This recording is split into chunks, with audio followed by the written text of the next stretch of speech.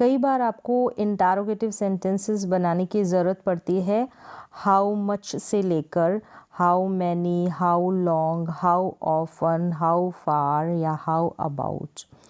इनका यूज़ आप देखने वाले हैं तो किस प्रकार से, क्या इनका फॉर्मेशन रहता है, क्या स्ट्रक्चर रहता है, कौन कौन सी कंडीशन में, सिचुएशन में हम इनका यूज़ करते हैं। एक बार जब आप यूज़ देख लेते हैं उसके बाद कभी भी जब इनसे रिलेटेड कोई क्वेश्चंस बनाते हैं तो आपको कोई परेशानी नहीं रहती है। तो चलो एक एक करके देखेंगे। सबसे पहले है यहाँ पर हाउ मच। हाउ मच मतलब कि कितना। अनकाउंटेबल नाउन के लिए आप इसका यूज़ करेंगे, क्वांटिटी बताने के लिए हम इसका यूज़ करते हैं, ठीक है। अनकाउंटेबल नाउन होगी जिसको हम गिन नहीं सकते।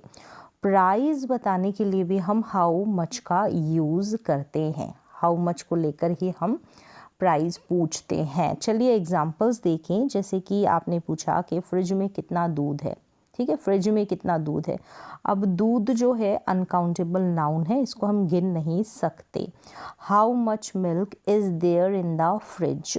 अब यहाँ पर देखिए हाउ मच के बाद में आपको जिसकी भी बात कर रहे हैं ना वो नाउन मेंशन करनी। जैसे मिल्क की बात कर रहे हैं तो यहाँ पर मच के बाद में मिल्क लिखा है। ये फॉर्मेशन आपको याद रखना है। इसके बाद जैसे इज़ लगेगा, डिड, डू, ये सब जो है टेंसेस के अकॉर्डिंग सेंटेंस को देखकर लग जाएगा।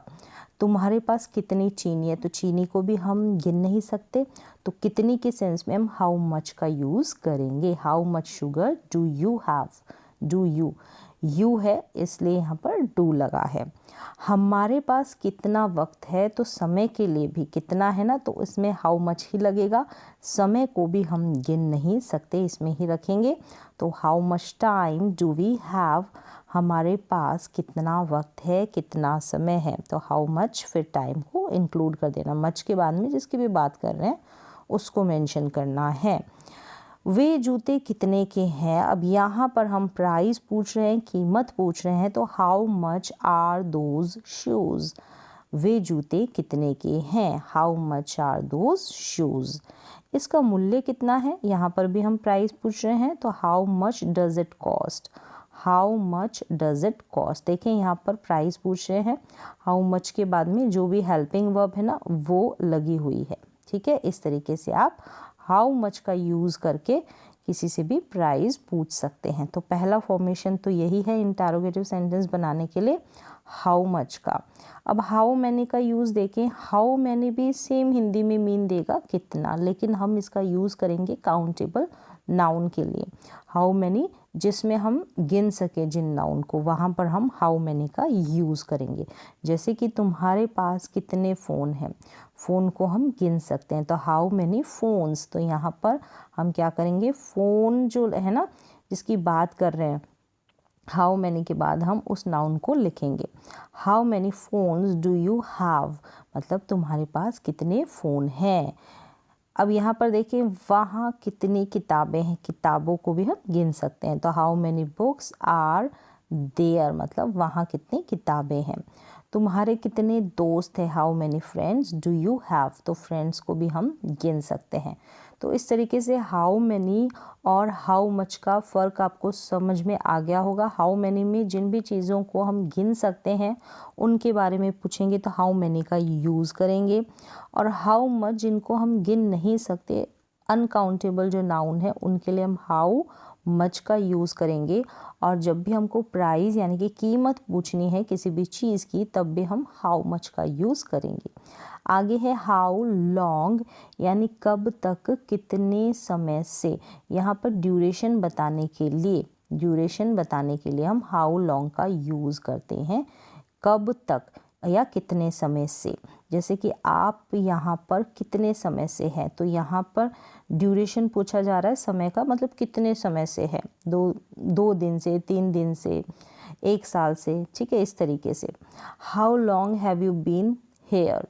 How long have you been here, आप यहाँ पर कितने समय से हैं, तो हाउ लॉन्ग, ठीक है। हाउ लॉन्ग कब तक या कितने समय से है, टाइम बताने के लिए, टाइम का जो ड्यूरेशन है वो बताने के लिए। तुम यहाँ कब तक रहोगे, यहाँ पर भी ड्यूरेशन बताया जा रहा है, यानी कितने समय तक रहोगे, तो how long will you stay here. How long will you stay here, तुम यहाँ कब तक रहोगे। कब तक के लिए यहाँ पर समय के ड्यूरेशन के लिए हाउ लॉन्ग का यूज़ हुआ है। फिल्म कितनी लंबी है, तो फिल्म का ड्यूरेशन मतलब इतनी लंबी है ना फिल्म, यानी 4 घंटे 3 घंटे, तो यहाँ पर भी समय जो है टाइम उसका ड्यूरेशन बताया जा रहा है, how long is the film. तो ऐसी सिचुएशन में आप यूज़ करेंगे समय के ड्यूरेशन के लिए हाउ लॉन्ग का। नेक्स्ट यूज़ देखें हाउ ऑफन, यानी कितनी बार या कब कब। जैसे कि आप कितनी बार आप टीवी देखते हैं, कितनी बार देखते हैं, कितनी बार के सेंस में, जैसे how often do you watch television, how often do you watch television. बाकी जो टेंसेस के अकॉर्डिंग ही सेंटेंसेस में चेंज कर देंगे, जैसे डू लगा है, ठीक है, प्रेजेंट की बात हो रही है, उस हिसाब से हमने यहाँ पर डू लगाया है। कितनी बार देखते हैं, मतलब 2 बार 3 बार, इस तरीके से भी, या हफ्ते में 2 बार, ठीक है, इस तरीके से भी कह सकते हैं। आप कितनी बार संगीत सुनते हैं, मतलब दिन में आप 3 बार भी सुन सकते हैं, 4 बार भी, या कभी कभी। तो how often do you listen to music, how often do you listen to music, गाने को सुनना, म्यूज़िक को सुनना, लिसन टू म्यूज़िक, इसका एक साथ आप ऐसे यूज़ करेंगे।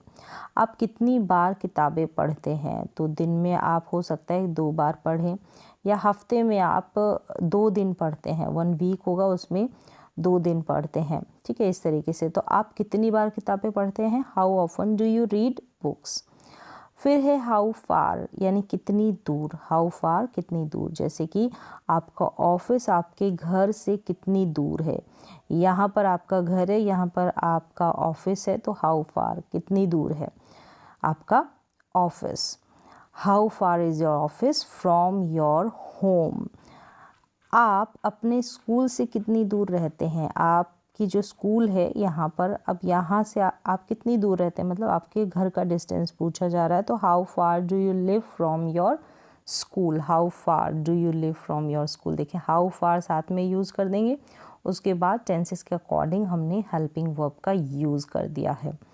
आपके घर से स्कूल कितनी दूर है, आपका ये घर है, यहाँ से स्कूल कितनी दूर है, तो how far is school from your home, how far is your school, आपके घर से स्कूल कितनी दूर है। अगर आपका स्कूल है तो योर स्कूल, नहीं तो ठीक है ऐसे भी चलेगा, how far is school from your home.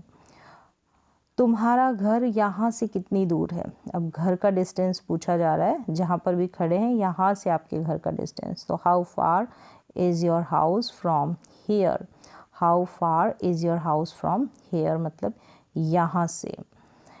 चलिए हाउ फार हो गया डिस्टेंस पूछने के लिए, दूरी पूछने के लिए। अब देखें हाउ अबाउट का यूज़, यहाँ पर सजेशन के लिए, ओपिनियन के लिए, आप किसी से सुझाव सजेशन ले रहे हैं तो आप हाउ अबाउट का यूज़ करेंगे। ओपिनियन के लिए मतलब क्या ख्याल है के सेंस में, या इसके बारे में तुम्हारा क्या विचार है, क्या ख्याल है, या ये कैसा रहेगा, इस सेंस में हम हाउ अबाउट का यूज़ करेंगे।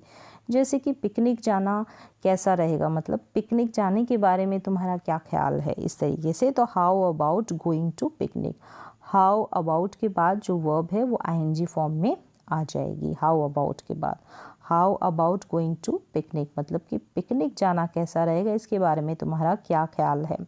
फिल्म देखने जाना कैसा रहेगा, मूवी देखने जाएंगे तो इसके बारे में तुम्हारा क्या ख्याल है, कैसा रहेगा। How about going to watch movie, going यहाँ पर आईएनजी फॉर्म में वर्ब आ जाएगी, क्रिया की अगर बात करते हैं तो। इस ड्रेस के बारे में क्या ख्याल है, आपने कोई ड्रेस पूछी और आपके फ्रेंड से ओपिनियन मांग रहे हैं, ठीक है, सजेशन मांग रहे हैं, सुझाव कि ये ड्रेस कैसी रहेगी, अच्छी है बुरी है, जो भी उसका ओपिनियन होगा। तो हाउ अबाउट दिस ड्रेस पहन के आपने उससे पूछा कि हाउ अबाउट दिस ड्रेस, यानी इस ड्रेस के बारे में क्या ख्याल है, कैसी रहेगी अगर ले ले तो। इस तरीके से आप हाउ से रिलेटेड जितने भी इंटेरोगेटिव सेंटेंसेस है बना सकते हैं। एक बार आपको सेंस पता चल जाता है, यूज़ करना आ जाता है और डेली लाइफ में इनका यूज़ किया जाता है। अगर आप टीचर है या स्टूडेंट है तो इनसे रिलेटेड आपको क्वेश्चंस बनाने ही पड़ते हैं, तो इनका यूज़ आपको समझ में आया होगा। तो आज की क्लास में बस इतना ही।